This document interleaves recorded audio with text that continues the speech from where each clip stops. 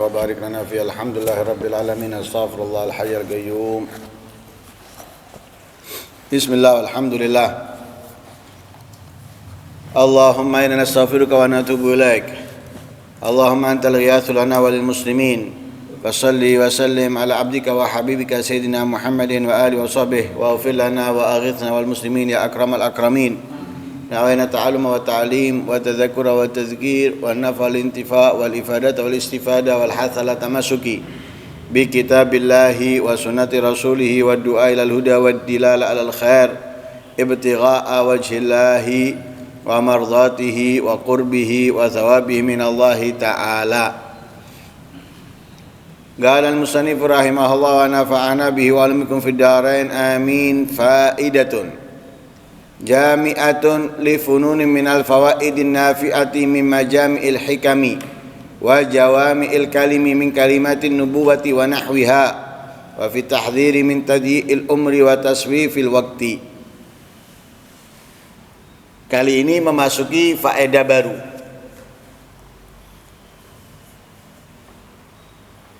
Mengenai faedah-faedah yang bermanfaat dari kumpulan hikmah-hikmah dan juga kata singkat yang memiliki arti yang luas dari ungkapan-ungkapan Nabi Shallallahu Alaihi Wasallam dan semisalnya,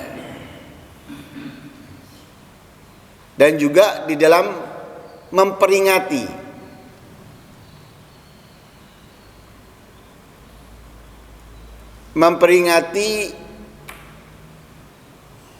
akan menyia-nyiakan umur dan menunda-nunda waktu. Jadi intinya di dalam faedah ini adalah menyebutkan hikmah-hikmah, kalimat singkat yang memiliki arti luas daripada Nabi Shallallahu Alaihi Wasallam, mengingatkan akan berharganya waktu, berharganya umur, kehidupan yang singkat yang Allah berikan kepada kita, agar kita tidak menyia-nyiakannya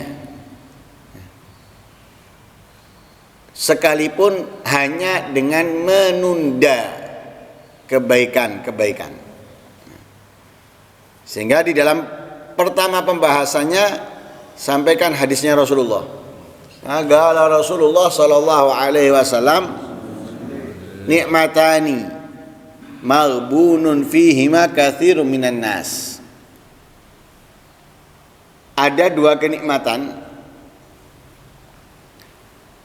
banyaknya orang melupakan kedua kenikmatan ini, menyia-nyiakan kedua kenikmatan ini. Dalam arti yang memanfaatkan, yang menggunakannya dengan baik itu tidak banyak. Tinggal satu gang aja, mungkin dari 100 kakak itu ada satu orang dari satu kakak, bukan dari satu kakak. Satu orang dari satu kakak. Dari 100 kakak ada satu orang dari 100 kakak itu yang memanfaatkan waktunya dengan baik,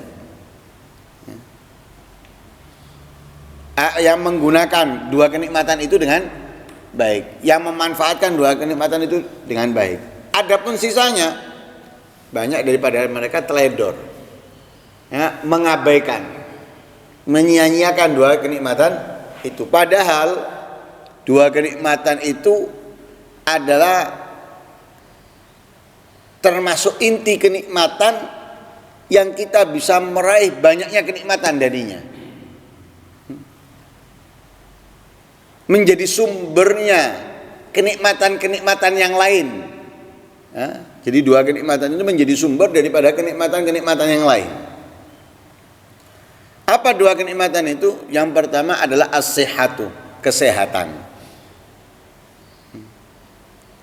Sehat ini kenikmatan yang sangat luar biasa. Tapi banyak orang menyanyiakan makan nggak ukuran, makan nggak ukuran, banyak kalau makan. Saya belum kenyang. Nggak ada kata makan itu harus kenyang, nggak ada. Makan harus kenyang, nggak ada. Kalau ditinjau dari agama aja sudah buruk, ditinjau ke dokteran juga buruk. Nggak ada makan harus kenyang, nggak ada. Seperti orang bekerja harus dapat untung, nggak ada.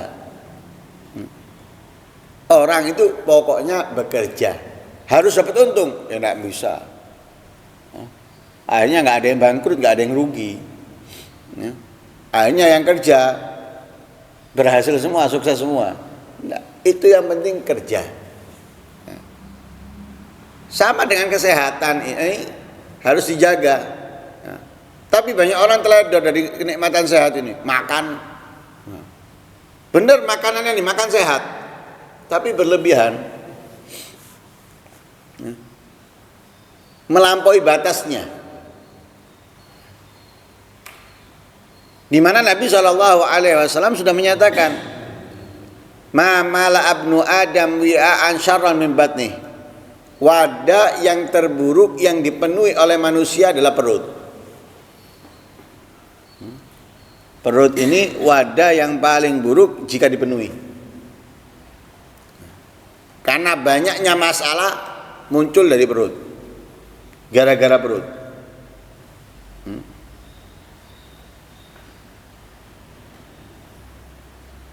Susah, berat melakukan kebaikan, ketaatan, gara-gara perut. Malas mengerjakan kebaikan, gara-gara perut. Munculnya kejahatan, ini kejahatan itu juga gara-gara perut. Banyak lagi sudah masalah. Makanya dikatakan oleh Rasulullah, wadah yang paling buruk oleh manusia untuk dipenuhi adalah perut. Nah, orang enggak makan, walaupun yang sehat. Lebih-lebih kalau makanan yang enggak sehat yang dimakan. Makanya Nabi SAW itu sudah mengajarkan kepada kita itu perut untuk dibagi menjadi 3. Itu kalau memang ia tidak bisa makan sekedarnya. Kalau bisa makan sekedarnya seperti yang dilakukan oleh para aulia, mereka itu makan dalam satu hari 1 kali. Dan makannya pun sekedarnya. Nah, bukan makanan yang sampai mengenyangkan, ya, susah berdiri,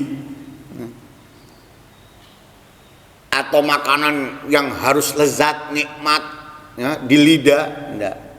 Yang ada itu dimakan, yang penting memiliki kekuatan untuk ibadah, yang penting memiliki kekuatan untuk menjalankan kewajiban. Sehari, ya. Imam Nawawi itu makannya menjelang terbitnya fajar, minumnya setelah maghrib, diposo, otomatis puasa sudah. Setiap hari seperti itu. Jadi makannya menjelang terbitnya fajar, minumnya setelah terbenamnya matahari. Puasa seperti puasa sudah. Ada kemudian lemes, ngelembosi misalnya, tidak ada.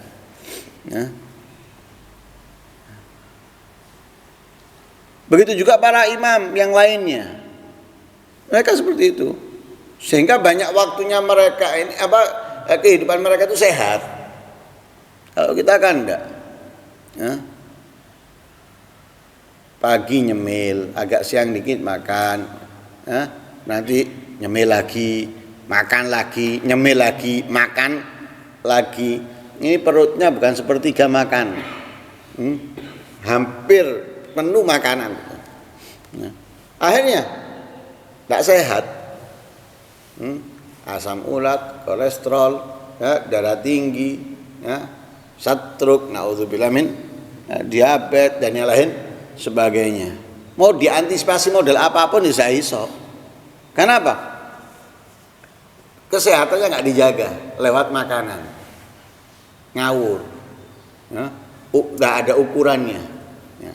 Padahal Nabi memberikan ukuran. Ya, Nabi memberikan ukuran itu untuk kesehatan. Ya, untuk kesehatan. Bahkan sudah dikasih ukuran sama Nabi, caranya tidur itu pun diajarkan untuk apa? Untuk supaya mengkondisikan yang ada di perut ini sehat, jantungnya juga sehat. Karena penting kesehatan. Dengan sehat, kenikmatan sehat, apa yang nggak bisa kita dapatkan? Kita bisa membaca Al-Quran, bisa sholat, bisa mencari ilmu, ya, bisa mencari nafkah untuk keluarga, ya, bisa, ya, berziarah ke orang yang alim, atau ya ini dan itu daripada kebaikan, hal-hal yang bermanfaat bisa kita dapatkan dengan kesehatan. Tapi kalau sudah sakit, nggak bisa. Apalagi orang seperti kita, sakit kecil itu sudah ibadah itu langsung berkurang. Sakit kecil, pusing, sudah, nggak kuat, pusing kepala, apa? Milih tidur, baru pusing toh. Apalagi ditambah pusing sama sakit gigi, pusing, sakit gigi, flu, wah tambah sudah, macam-macam, yang akan terjadi. Tapi mereka enggak, mereka itu adalah sakit yang kecil. Jangankan yang seperti itu, yang sudah nggak bisa berdiri, nggak bisa bergerak. Tapi kalau sudah waktu kegiatannya, ya, sholat dan yang lain sebagainya, berdiri seperti orang sehat. Nah, kalau kita kan enggak, baru sakit kecil itu seperti orang yang nggak bisa apa-apa, berkurang sudah.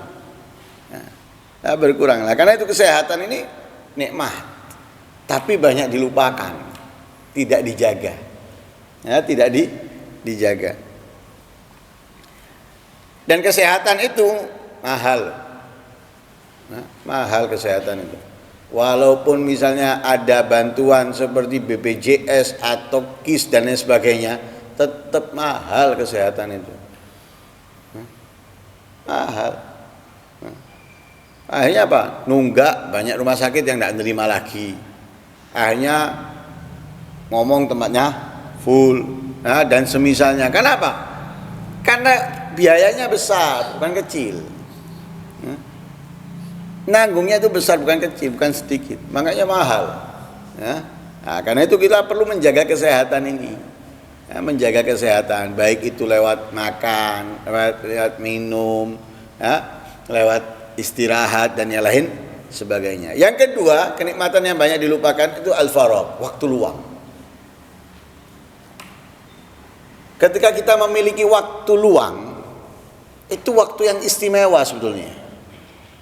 Bukan berarti waktu luang itu dibuat nyantai, tidur-tiduran, jalan-jalan yang tidak berarti, yang kurang bermanfaat misalnya, itu keliru. Karena waktu luang ini kesempatan kita untuk menambah kebaikan, kesempatan kita untuk meningkatkan ketaatan kita dengan waktu luang ini.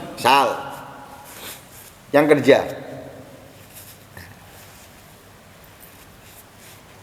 libur, itu waktu luang buat dia. Biasanya dia di pabrik, biasanya dia di pasar, atau biasanya dia toko, libur.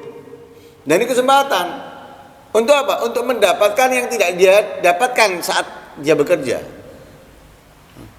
Apa yang nggak bisa didapatkan? Mencari ilmu, cari ilmu. Apa yang tidak bisa dia dapatkan saat bekerja? Membaca Al-Quran, baca Al-Quran. Apa yang tidak dia dapatkan saat bekerja? Silaturahmi. Nah, manfaatkan waktu itu. Tapi banyak orang yang melalaikan kenikmatan waktu luang ini. Sehingga kebanyakan mereka ketika memiliki waktu luang, apa yang dipakai? Untuk hal yang kurang bermanfaat, kurang berfaedah. Bahkan dihabiskan hanya untuk kadang itu jalan-jalan, nongkrong atau ngobrol ya yang tidak meningkatkan keimanan, ya, yang tidak menjadikan ia semakin semangat dalam beribadah, melakukan kebaikan. Padahal kesempatan. Berapa banyak para aulia itu nggak punya waktu luang sehingga mereka menangisi, nggak punya waktu luang, waktunya sudah full, nggak ada waktu luang dan mereka menginginkannya, tapi nggak dapat. Ya, seperti Al-Imam Abdullah bin Husain bin Tahir. Beliau ketika menjelang Ramadan itu putra-putranya dikumpulkan, anak-anaknya dikumpulkan. Ditanya, mereka punya program apa bulan Ramadan ini? Kalau kita kan nggak peduli, pokoknya ngitung dino tok. Hari ini Ramadan ngono tok. Program nggak ada. Sedangkan mereka itu sebagaimana Nabi awal Rajab sudah menanti Ramadan. Kenapa? Punya program. Para aulia juga gitu. Anak-anaknya dikumpulkan, program apa yang kamu miliki di bulan Ramadan ini? Ada yang ini, ada yang itu dan sebagainya. Beliau menangis. Menangis. Dan beliau berkata, "Ya, alangkah beruntungnya kalian bisa menambah kebaikan, kalian bisa menambah ketaatan, kalian bisa meningkatkan ibadah." Seakan-akan beliau banyak waktu terbuang sia-sia. Seakan-akan masih nggak bisa nambah. Padahal punya waktu, padahal sudah nggak ada habis waktunya. Jadi menangis dan merasa bangga karena anaknya bisa meningkatkan ibadah, dan beliau menangis karena dia nggak bisa meningkatkan lagi, nggak bisa menambah lagi. Sampai beliau mengatakan, ada nggak di antara kalian yang mau menjual waktunya ke abah mau beli? Kan nggak bisa dijual. Waktunya yang kosong, ada nggak yang mau dijual, mau tak beli? Mereka kalau sudah ketinggalan istiqomahnya, misalnya baca Al-Quran jam 6, ketinggalan, nggak bisa diganti lagi di waktu yang lain. Kenapa? Sudah terisi jadwal. Sudah terisi jadwal. Kalau kita kan enggak, kita tinggalan sekarang, nanti bisa kita ganti. Ketinggalan apapun kita bisa menggantinya. Kenapa? Waktu luang kita banyak. Tapi terkadang banyak orang itu mengatakan nggak punya waktu. Apalagi dulu pas gayai kerja nang pabrik itu. Wah, alasan tok. Nggak punya waktu, yang ini dan itu dan lain-lain sebagainya. Nah, padahal waktunya ada, antara subuh sampai berangkat kerja itu ada waktu. Pulang kerja sampai tidur itu ya ada waktu. Tapi selalu alasannya nggak punya waktu. Loh, itu apa waktu antara subuh sampai waktunya jam kerja itu? Berangkat kerja itu jam berapa? Oh, jam 6:30. Dari subuh sampai 6:30 itu apa bukan waktu? Waktu. Kemudian pulang kerja jam berapa? Jam 6. Jam 7 malam. Terus jam 7 sampai jam 9 malam atau jam 10 malam jam istirahatnya dia. Apa itu bukan waktu? Waktu. Itu waktu. Lah kalau kita bisa memanfaatkan waktu luang itu, maka kita berhasil. Tapi banyak orang menyia-nyiakan. Banyak orang menyia-nyiakan. Padahal itu katanya Rasulullah, dua kenikmatan yang banyak dilupakan. Dua kenikmatan katanya Nabi. Di antaranya al-faraq, waktu luang. Jadi punya waktu luang itu waktu yang spesial sudah. Makanya banyak para aulia itu, mereka waktu luangnya dengan manusia itu, ketika waktu luangnya dengan manusia itu dimanfaatkan benar untuk apa? Berdoa dengan Allah. Maghrib datang itu senang sudah, senang. Kenapa? Ini sudah waktu luang ya antara sesama manusia. Waktu luang di antara sesama manusia. Sekarang waktunya untuk apa? Memanfaatkan waktu ini untuk apa? Mempererat hubungannya dengan Allah Subhanahu wa taala, salat, membaca Al-Qur'an, berdoa, munajat kepada Allah Subhanahu wa taala. Itu adalah hadisun sahih. Sebagaimana juga di dalam perkataan yang lain, fakhud min sihatika qabla maradik wa min faraghika qabla syughlik wa min hayatika qabla mautik. Manfaatkan ya, atau ambillah dari waktu sehatmu sebelum kamu sakit. Jadi waktu sehat ini manfaatkan, ya, maksimal untuk kebaikan ketaatan. Untuk apa? Untuk mengganti di masa sakit. Kita sakit seminggu misalnya, naudzubillah min dzalik, nggak bisa membaca Al-Quran, ya, nggak bisa sholat sempurna, nggak bisa qiyamul lail. Tapi sebelumnya kita manfaatkan waktu sehat itu, qiyamul lail, membaca Al-Quran, berzikir, ini dan itu dan sebagainya. Sakit, nggak rugi kita.